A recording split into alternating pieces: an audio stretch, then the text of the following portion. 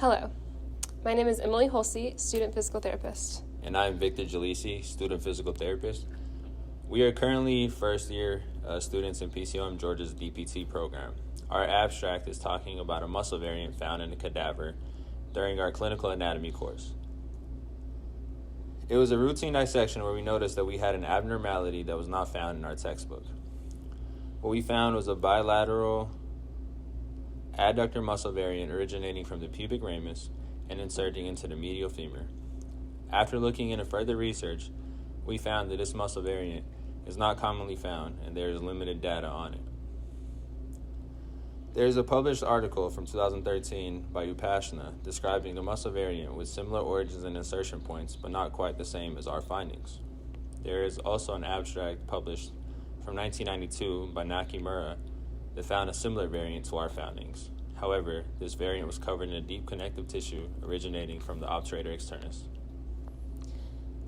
This variant muscle finding, as well as our further research, brought up the idea of clinical implications that could affect imaging, gait, and potential nerve entrapment. We expect that, when looked at through MRI, X-ray, or other imaging sources, this muscle variation could potentially be mistaken for a mass or other lesion unless otherwise noted by a physician. We also expect that this muscle variant could cause potential entrapment of the obturator nerve. This entrapment could lead to residual effects, including radiating pain down the leg or around the hip. Finally, we expect that this muscle variant could cause potential gait implications. For example, if this muscle was shortened, this could affect the gait cycle through heel strike to mid-stance and toe off to initial swing. We would be very interested in continuing this research to understand more about the adductor muscle and adductor muscle variations.